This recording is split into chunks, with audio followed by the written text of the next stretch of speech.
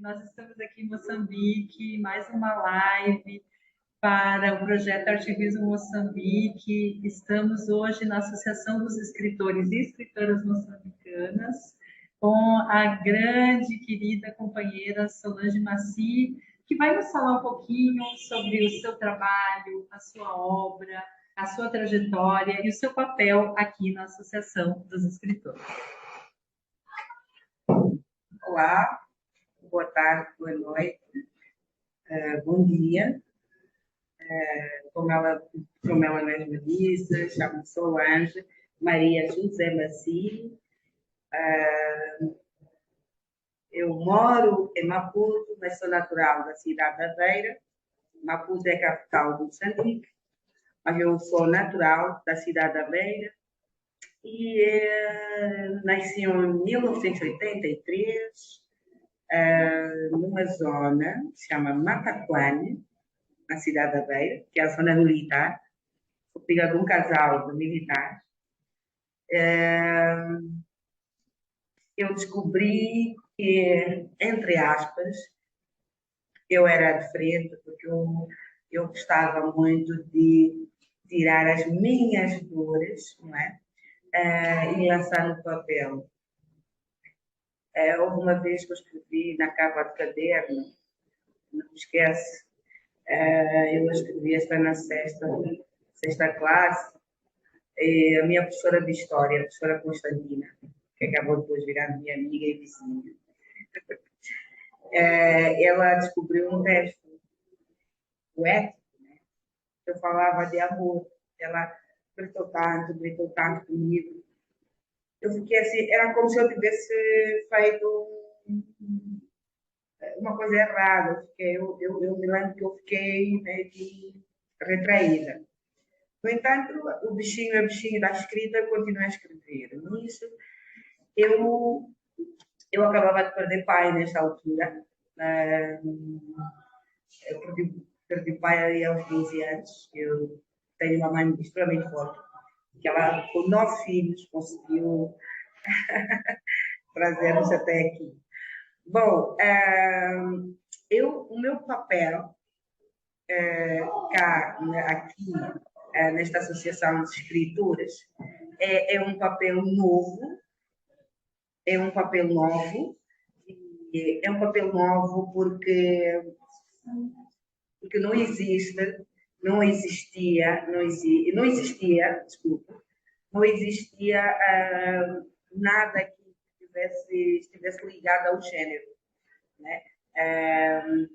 Eu senti essa necessidade, não é? Mas eu ficava no meu canto, porque eu comecei a escrever timidamente, não sei o quê, e depois, quando eu entrei para a universidade, eu ingressei para a Universidade de Eduardo Mondlane, a mais antiga do país. Com muito orgulho eu digo isso, porque sempre foi meu sonho de criança. Não é na minha cidade não tem nenhuma faculdade que tenha a ver com a Eduardo Mondlane, já não existe, não é? Eu disse, não, eu vou me formar na faculdade mais antiga do país. Eu ainda estava na escola, né, primária. Então, eu consegui realizar este sonho, mas também foi graças a muita garra, muita certeza. Voltando... formação. Obrigada. Sou formada em Linguística na área aplicada. E agora estou a escrever a minha dissertação em Gestão e Administração de Negócios, não é? Para obter o meu grau de mestrado, MBA. E hoje eu sou gerente, sou gerente do RH, do Instituto Superior, e neste mesmo Instituto Superior eu sou docente, onde ministro a disciplina de Introdução às Ciências Sociais. Vamos dizer que essa disciplina também está a ajudar-me a cimentar aquilo que eu sempre usei, né? Que tinha muito a ver com a separação, ou melhor, a ruptura, não é? Aquela prisão que a gente tem na igreja, né? Eu sempre critiquei, porque é um jovem forte, saudável, deve ficar preso numa igreja durante 10 horas por dia, e o mundo lá fora a seguir, não é? E hoje eu estou a passar isso para os meus estudantes, mas com base, não é? Porque a gente não pode dizer assim, a Solange é que está a dizer. Então a gente vai buscar, eu carrego o Renascimento, a história do Renascimento, e jogo na cara deles. E eu tento mostrar a eles que eles têm direito a pensar, eles é que devem pensar, para sair daquela bolha de segundo Karl Marx, segundo Karl Marx no tempo de Karl Marx, agora eu dou agora. Então eu sempre estou aí, estou a tentar acordar o mundo, o meu mundo, né? Que é Moçambique. E como escritora, né? Sou conhecida como Sol Maci, e nos meus textos também tenho tido esse tipo de intervenções. Poucas vezes, raras vezes, eu escrevo sobre amor. Amor, aquela coisa bonita, aquela paixão, aquela coisa de paixão. Eu já não escrevo, agora prefiro é viver. Né? Quanto ao amor, eu já escrevi muito, agora só quero viver o amor. Então, eu agora não escrevo, eu vejo que eu preciso escrever para libertar, acordar muita gente, não é? Seja criança, seja adulto ou uma mulher, ou jovem. E que se bem que o meu foco maior é a mulher, porque eu entendo que a mulher tem tudo na palma da mão. Se ela quiser, a coisa acontece. Então, muito bonita a tua trajetória, né? Também sendo você uma educadora, uma docente, é muito, muito importante uma professora, né, que tem essa visão que é crítica, que desperta, né, nos estudantes, mesmo sendo um curso ligado mais à parte técnica, você consegue levar esse seu olhar, né, das ciências sociais e despertar a consciência crítica, muito importante.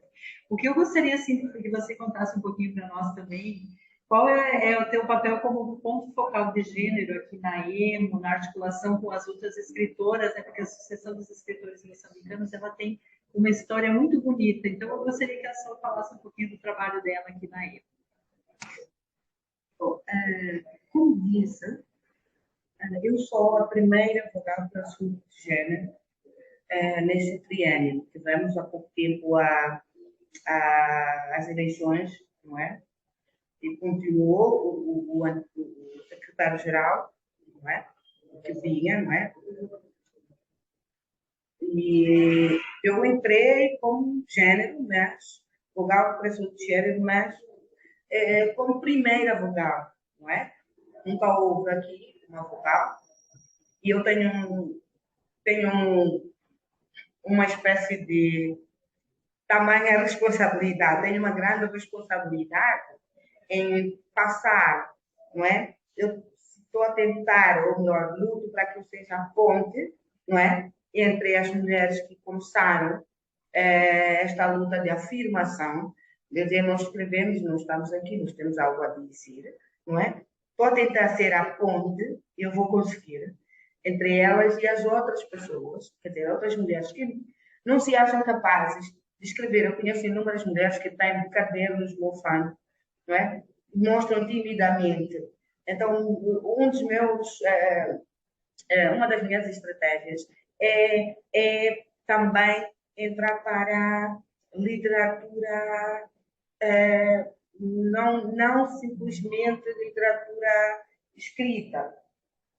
Existe a literatura oral e nós estamos num país, falo com muita consciência e dor, que quase que a metade da população é analfabeta.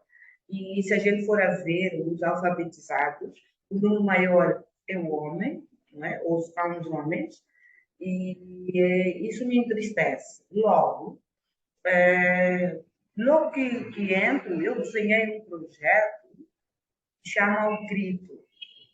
Chama-se o Grito, em versos de amor, não sei o quê. Mas a mulher, o grito e o amor, uma coisa assim. No sentido de buscar as mulheres sem voz, ou melhor, com voz, mas sem espaço. Dá-las espaço, de modo que a gente crie uma espécie de coletânea, e que a gente possa, na mesma coletânea, não é? Ter um homem, nós já temos um locutor, não é? E falamos com um locutor para que ele lesse, ou melhor, declamasse ou dissesse a poesia ou o poema escrito de cada mulher. Então, nós faríamos isso e depois passávamos para o EP, chamam de, nos passavam para um CD, não é? CD, e nós queríamos fazer isso para distribuição gratuita, principalmente o LP, o CD, para chegar nas rádios, chegar, e depois, consequentemente, ou melhor, a posterior, nós criaríamos, por exemplo, grupo de zonas, porque o nosso país está dividido em 3 zonas, centro, norte e sul. É multilingue e multicultural, não é? E pouca gente tem direito à educação. Tem acesso, perdão, tem acesso à educação. Então, nós não vamos conseguir abranger ou carregar toda a mulher, mas uma mulher, nós queremos educar, uma mulher para difundir, expandir e dar essa boa nova de que elas têm direito, elas têm voz, elas podem gritar. E também que elas possam escrever ou dizer poesia nas suas línguas. Elas podem dizer, não é porque tem que escrever um português acamonizado, como tem chamado, não é? Porque nós fomos quase que forçados a usar o português como a nossa língua oficial, porque nós temos essa manifestação linguística que é muito grande. Eu penso que, acrescentando a língua de chinês, penso que estamos na casa de 41 línguas. 40, sim, nós temos 41 línguas. Então, imagine criar algo para 40 é difícil. Então, o que é que nós estamos, o que aconteceu? Segundo o Boletim da República da época, pós-independência, a língua portuguesa foi castigada porque era falada um pouco de todo o país. Acreditava-se que um educador ou uma pessoa que fala pode ensinar, né? Pode dizer, pode ensinar, pode explicar. Tanto é que nós, depois da independência, nós conseguimos, como quem diz nós, a estratégia foi pegar quem tivesse um mínimo de escolaridade, fosse professor, para alfabetizar. Vamos alfabetizar isto.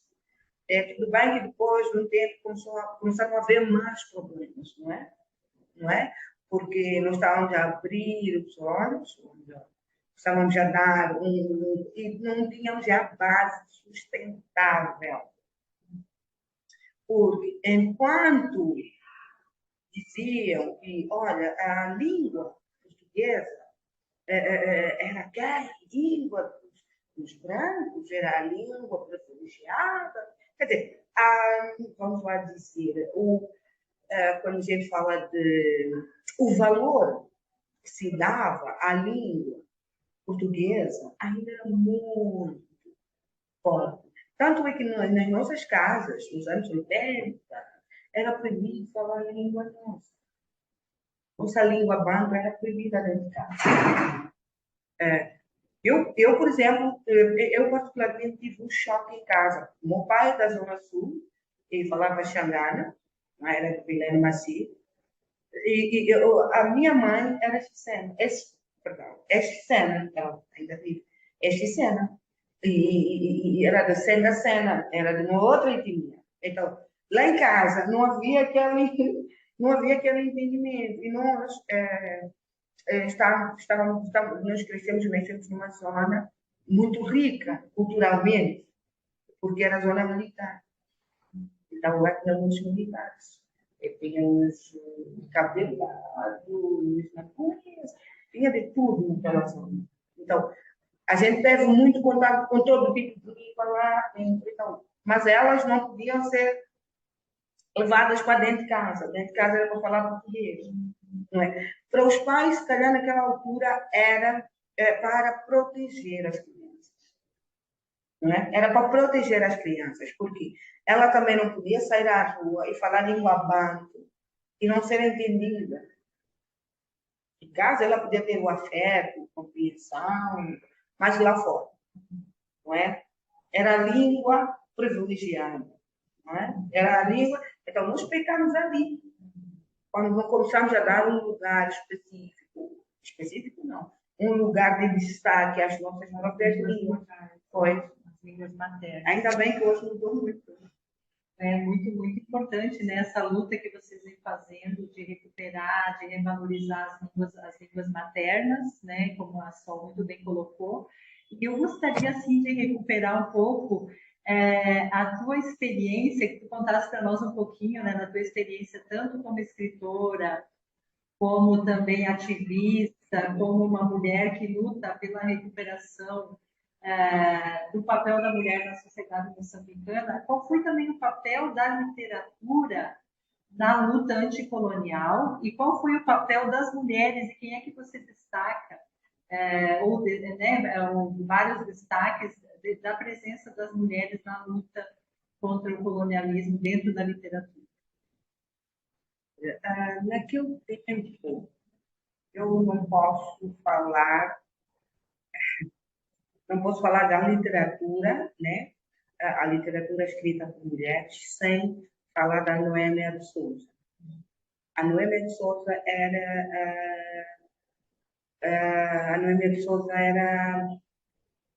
uma mulher muito, vamos lá, presente na literatura. Tanto é que era amicíssima do Zé Gravinha. Então, trilharam juntos esse caminho, esse desbravamento, não é? E, consequentemente, é engraçado que o que me despertou para a literatura moçambicana foi a Lina Magaia, uma mulher que chegou a deputada da República, uma das primeiras deputadas que nós temos buscado no país. Controvérsia, mas era extremamente a Lina Magaia. Ela usava um boné preto, né?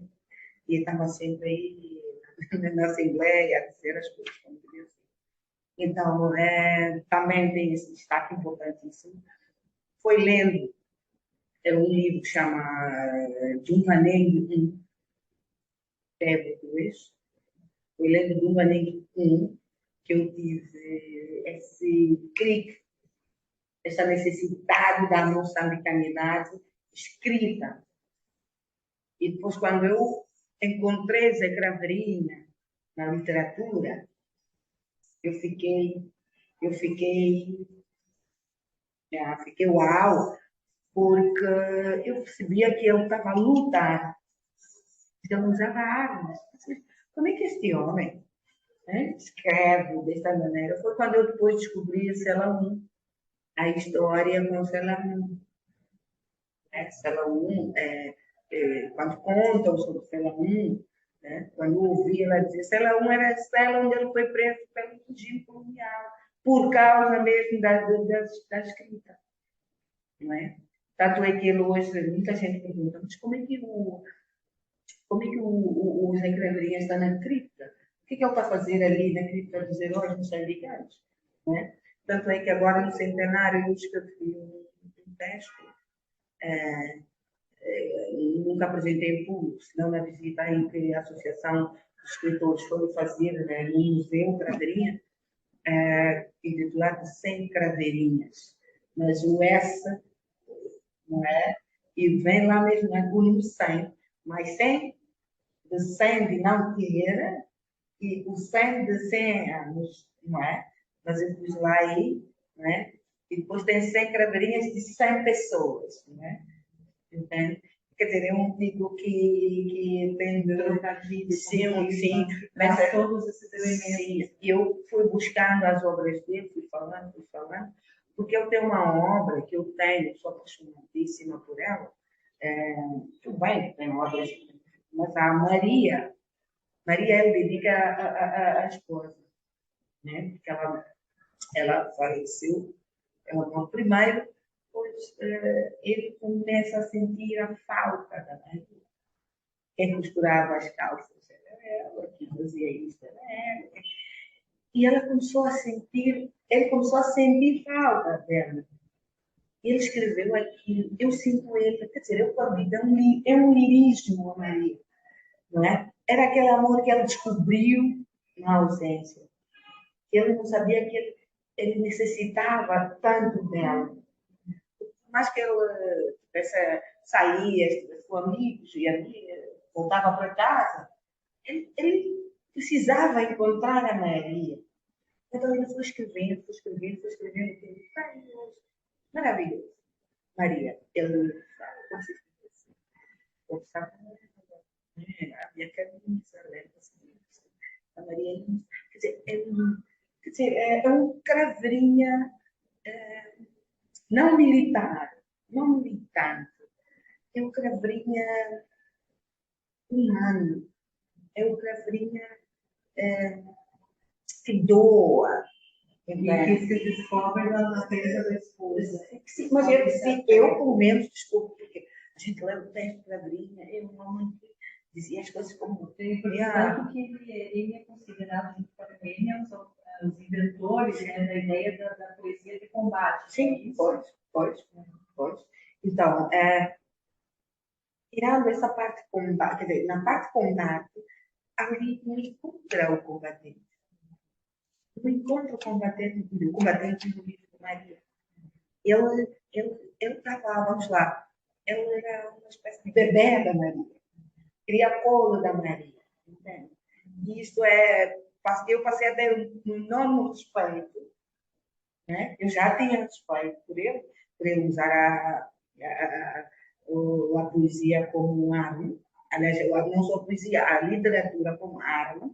Né? Isso dá-me certeza de que, afinal de contas, nós podemos dizer as coisas, escrever as coisas como elas são, para poder atingir.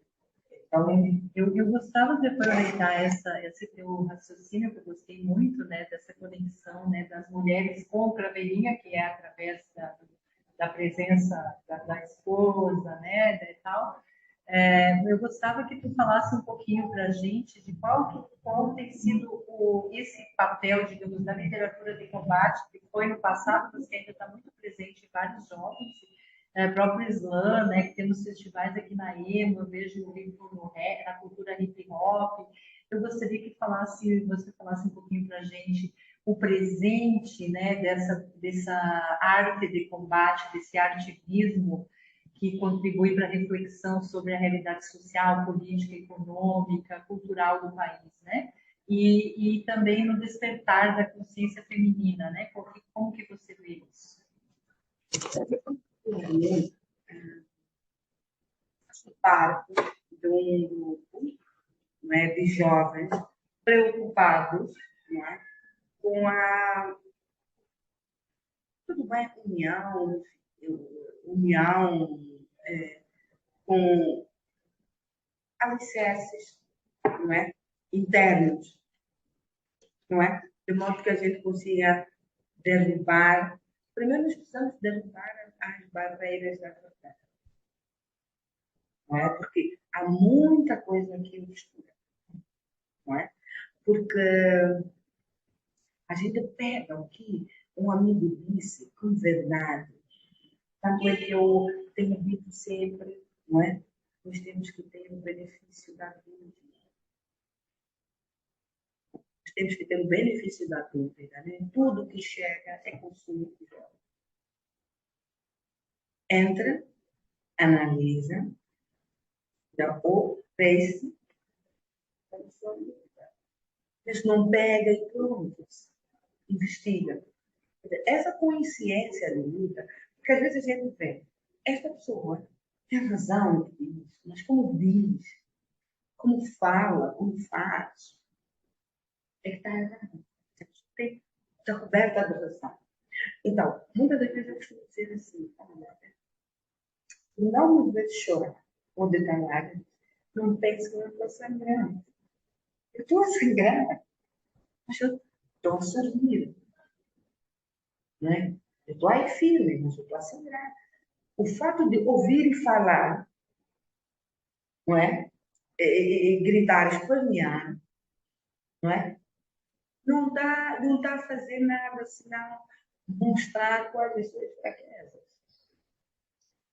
Pegar a informação, investigá-la, se descobres, pegas no papel, escreve. há de ver que vai ser uma coisa, vai ser tu, vai ser a sociedade de braços dados a disparar. Agora, uma coisa que a gente vê superficialmente, eu como ativista social, como docente universitária, né? Como mãe, que eu tenho um filho vestido júnior, 19 anos, eu percebo que tudo de tudo é aquilo, investir. Há o benefício da dúvida. A minha mãe diz assim, tem uma quebra de diz, nem todo mundo que diz, olá, moça, quer casar comigo. Não sei se... Não é? Sim, é do tipo, nem sempre as pessoas vão te dizer aquilo, às vezes vão dizer aquilo que você quer ouvir. Aquilo que você precisa, você vai buscar. Então, para mim falta um pouco de consciência, né? Eu vejo jovens muito bons a rasgarem, como eu digo, a rasgarem poesias e não sei o que é muito bom, e jogados aos canteiros. Jogados aos canteiros. Não dá, mas tu és bom escritor. Ah, não, é porque não sei o que é. Mas isso também é porque não há uma política de incentivo à arte, à produção artística, à cultura no país? Existe. Existe mesmo. Eu sei que, certo? A ciência viva, se o governo do dia é o que está a ser criticado, acha que o governo do dia vai patrocinar? Vai? Vai. Não é? Porque não estamos habituados a ouvir verdades. Não estamos habituados a... Então, por isso que eu digo, sim, em casa, tenha certeza. As pessoas na rua, as pessoas em volta, muita coisa. Não espere que fale de mim, não é? E que eu patrocine. Quer dizer, vamos lá, não estamos aqui, por exemplo, num país, não estamos numa ditadura. Conscientemente falando, não é? Se o governo do dia, e você está falando do governo do dia, e vai pedir um patrocínio para lançar uma coisa, para falar, não sei se faz perceber. Sim. Então, tem esta coisa. Eu acho que. Isso não sabia que isso é bastante impactante. Sim, mas mesmo assim, se vai ao Brasil, por exemplo, não é? Quem fala mal do Brasil do dia vai pedir patrocínio ao Ministério depois que pertence ao coisa. Eu acho que vai ser um pouco, não é? É uma questão de. É aquela coisa. Alguém fez mal, alguém que conhece, está preso, alguém está preso, que fez mal a alguém que conhece, e que seja obrigado a ir deixar comida a essa pessoa. Dá-te vontade de chegar lá e acabar com tudo. Não sei se faz perceber. Então, isso acontece muito. Isso não é só em Moçambique, não é no contexto moçambicano. Logo, eu acho que as pessoas, não é? Os fazedores da arte, não é? Eu sempre digo, a escola liberta. Aqui em Moçambique, poucas pessoas, poucas deles, que vivem só de arte. Poucas pessoas. É preciso que se faça mais. Por quê? Porque a oposição também não apoia. Muitos não apoiam a cultura. Dá duas batidas nas costas, pagam uma doença cervejinha, você é inchado, olha, deixa eu um partido, vai ser Justamente apoiar a liberdade criativa, né? É complexo. porque elas, se calhar, sejam prejuízos também. Exato. Então, eu gostaria, assim, que a gente né, aproveitasse a presença da Sol também para pensar um pouco sobre o cânone da literatura moçambicana, né? Um pouco, assim, para nós, a Paulina do Brasil, a Paulina Chiziane, circula muito, tem muitos trabalhos, muita pesquisa de mestrado, doutoramento. Eu gostaria que você desse a sua opinião um pouco de qual o papel, né, desses escritores e escritoras mais canônicos na difusão do país, na divulgação da moçambicanidade e no estímulo também às jovens escritoras e às novas gerações. A Paulina, acho, né? Falar ela tem uma capacidade de quebrar paradigmas, quebrar rotinas, quebrar. Eu acho que ela é uma espécie de ruptura, ou renascimento, né? Para as pessoas deixarem de olhar para um determinado, olha, aquela pessoa, ou Deus é que vai nos trazer isso. Ela diz sempre, liberta. Você pode. Qual é a graça de Deus? Alguém já viu Deus? É africano. Estude a sua história, investigue a sua história, liberta-se. Nós sabemos que o conhecimento é. Então, essa maneira que a Paulina tem de falar terra a terra, de dizer as coisas como elas são, não foi sempre assim. Né? Ela foi como louca, como entre outras coisas que uma bibliografia, ou uma biografia, questão, ela depois vai contar muita coisa. É uma mãe, uma amiga, né? Nós tivemos várias vezes já, não é? E ela se abriu. E uma das partes que eu tenho construção como mulher, como africana, eu devo a ela. Né? Ela uma mulher, eu não sei como explicar. Eu acho que ela não tem tamanho. É um ser humano sem tamanho, porque ela consegue dizer as coisas na tua cara. Ela fala as coisas para que tu mudes. Não esmaga. Só diz que está no fio errado. Está bem, não vai sair daí. Plante ali onde estás. Se descubra ali. Cresce ali onde estás. Não espere que alguma coisa caia do céu. Ninguém vai te dizer, olha, o teu país é amarelo. Ah, sim, sim, é amarelo. Não pode. Tens que levantar, investigar onde eu vim. Quem são os meus? Por que eu estou aqui? Isso tudo é interrogável. Né? Então, ela fala com que a gente fala como se a gente precisasse acordar, e é verdade. Ela faz ela dá um abanão. Quando ela chega, fala, ela sacode-nos. Agora, não sei, agora na homenagem dela, aqui no nosso caso, na UP, não, da UP, foi no Centro Cultural. Eu estive lá. Eu não consegui chegar para eu estava assim, eu estava arrepiada, estava flor da pele, eu estava cheia de lágrimas, estava aqui. Estava mesmo. E ela destacou o papel da mulher na sociedade. Ela, pois as pessoas pegam no livro dela, porque ela tem uns frutos que ela diz que conta a história tua e da minha. E as pessoas pegam nos trechos e vão lá fazendo intervenções de acordo com os seus interesses. Sim. Então, mas ela só simplesmente estava a briga, estava a descortinar algo, né, da nossa história.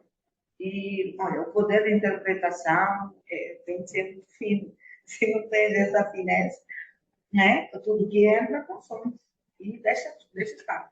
Então, é isso. Ela, naquele dia, ela falou muito sobre o que nós formados estamos a fazer. Nós continuamos a estudar a história de Portugal, a história dos Estados Unidos e as nossas histórias a morrer aqui. E ela tem esse poder, ela sai para todo mundo, gira todo mundo. Ela grita o chão dela, entende? Ela quer ver a gente estudar a gente, não é? É uma espécie de metafísica, é a sociologia no seu objetivo mais profundo, né? Estudar a si mesmo. É essa a preocupação daquela mulher. Então, acaba sendo a minha preocupação também. A gente deixar de ser natural e ser racional. Né? Alguma coisa tem de fazer sentido. Por que eu estou aqui? Por que eu sou aqui? Por que eu estou aqui na EMA? Por que eu sou a primeira vogal? Eu tenho que me perguntar, não é? Eu tenho que fazer reflexões sobre isso. Não é? E a partir disso aí eu cresço. Eu cresço. É isso, me deu certo.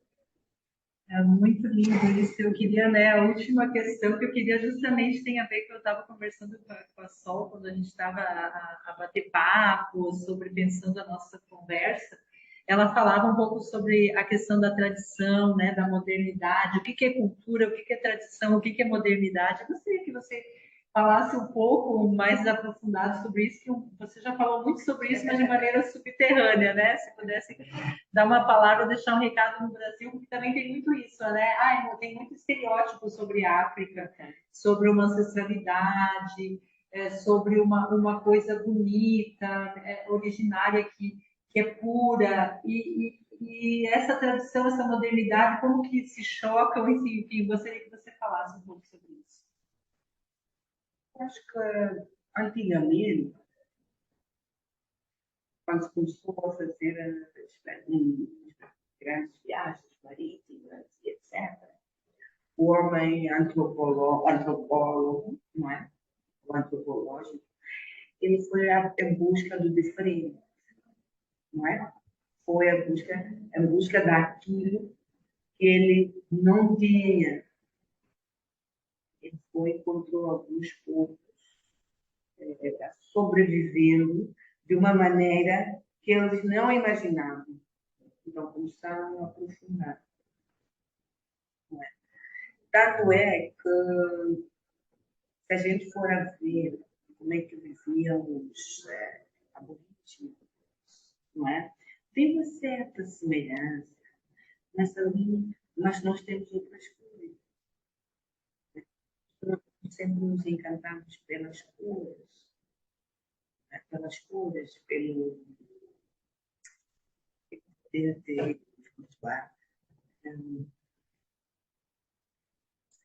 quando eu falo de África, eu só vejo canto, dança, alegria, nos funerais.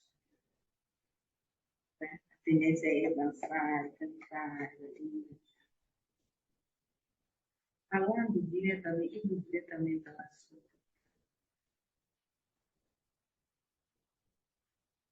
Eu me emociono muito quando falar de África. Além da etnografia, da história, do verso, da humanidade, e etc. E fomos tão humanos, fomos tão diminuídos,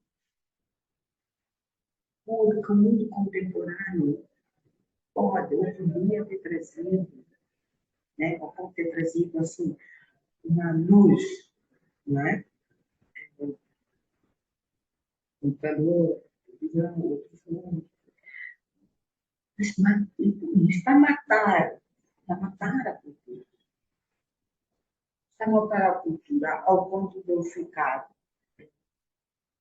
uma semana, duas, fazer uma mulher de capoeira. Eu mesmo, eu faço que não põe capoeira, põe, faço um tripancinho, eu começo a ver onde é que a gente está indo, estamos nos atrapalhando. A modernidade, ou não é? Esses tempos modernos, não sei o quê, ela está a matar como está acabando com o que nós temos mais belo, que é a nossa cultura. Há muitos aqui, ou há pessoas que, principalmente das igrejas evangélicas, vêm cá com a teoria de que o curandeirismo africano, vocês têm lá, né? Sei, Exu, né? Fazem candomblé, sim. Então, para, né, o Ocidente, aquilo é feitiçaria para os evangélicos. Até que puseram na cabeça de muitos africanos, não vou dizer todos, porque sobram eu e as outras pessoas, Paulina, que aquilo é feitiçaria. A nossa religião africana, que é Sion, é feitiçaria. Entende? E muitos de nós estamos lá. Estamos lá. Estamos lá. A aceitar, a admitir e ainda a dizer. Eu vi um senhor uma vez a dizer: não, minha filha, meus filhos não vão me passar. Está mesmo.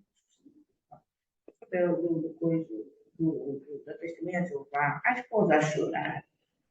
Mas decide. Se essas crianças levarem sangue de pessoas, a mulher tinha que escolher entre o marido e as crianças. Ela aí, não sei o que, acredita que ela disse: não, vamos para casa. Alguém que veio. Não vamos. Hoje, a senhora não foi. Vamos, os irmãos vão os quadros. As crianças vêm depois. Imagine só o que faz a mulher. Porque perdiam duas crianças. Porque. Então, há essa questão nossa aqui, que nós estamos a sofrer agora uma invasão, vou dizer invasão evangélica. Né? A católica já fez o que deveria fazer, e já fez de tudo. Não é? Mas agora estamos numa crise evangélica aqui, sem precedentes. É que eu não vejo assim, mas na minha casa. Sei que existe um ser superior por aqui.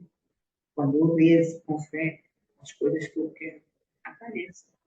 Isso depende da minha fé, não depende de uma casinha onde está aí concentrada 1000 pessoas a gritar.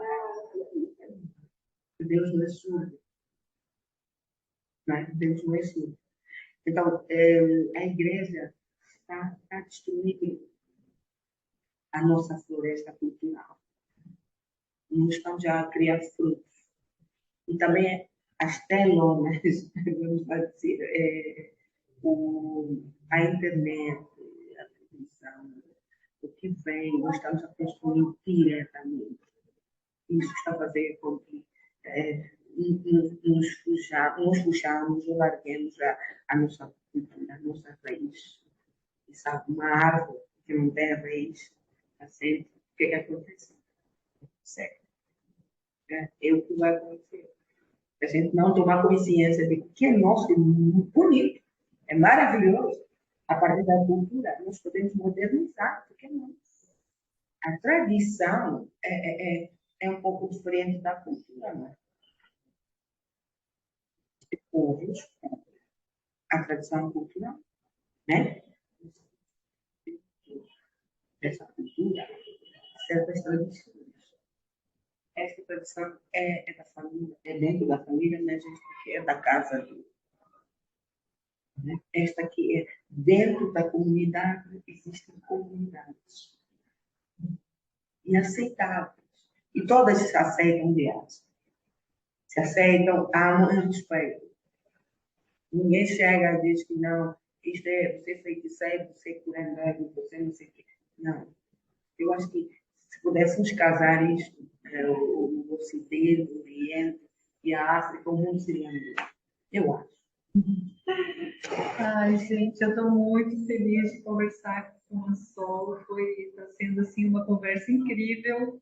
Nós aqui vamos continuar conversando. Vamos ver se marcamos um próximo encontro e outros momentos aqui com ela e com a Emo.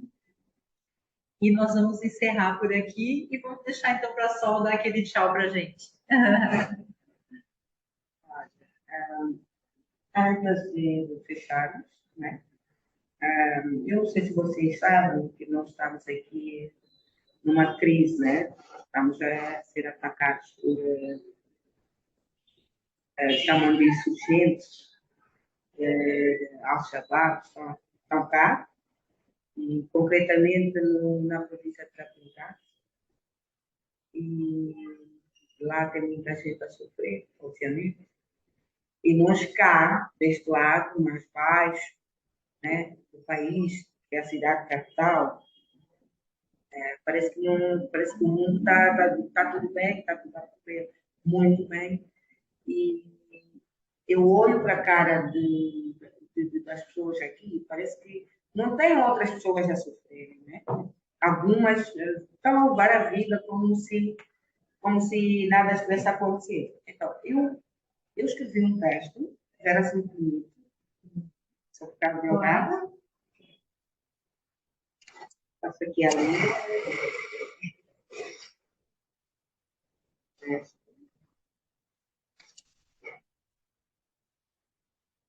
Então, essa necessidade da gente falar sobre as coisas que nós temos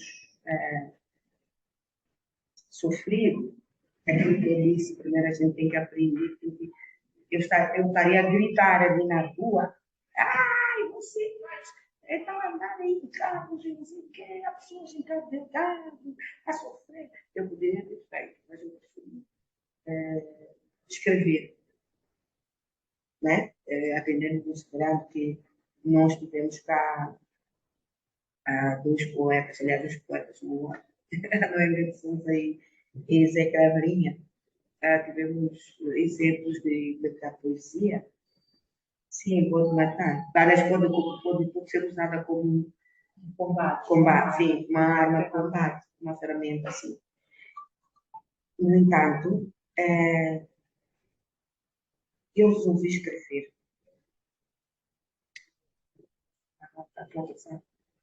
Não, não,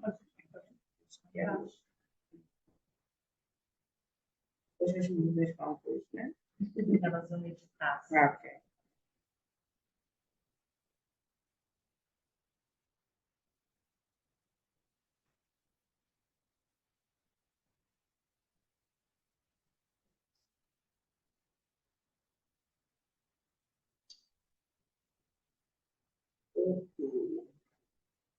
Essa lógica. Tá.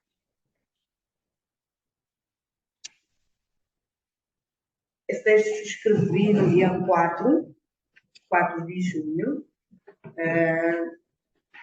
de 2022, deste ano, né? E esse texto eu escrevo porque parece que deu-me a entender, deu-me parecer que a vida aqui está a andar como se, né? Os meus irmãos não estivessem a sofrer. Então, sabe? Cabo Delgado.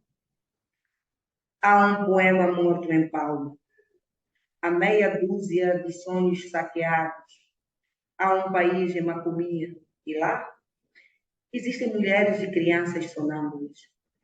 Há uns corações que já não são. Há tambores que já não rufam. Amputaram as mãos do país. Há armas que disparam sem soldados, sem rostos, sem corpos. Há balas perdidas e há estômagos rosnantes. Há medo na panela e há conservas destas iguarias nas despensas das matas. Há um silêncio que fura os tímpanos.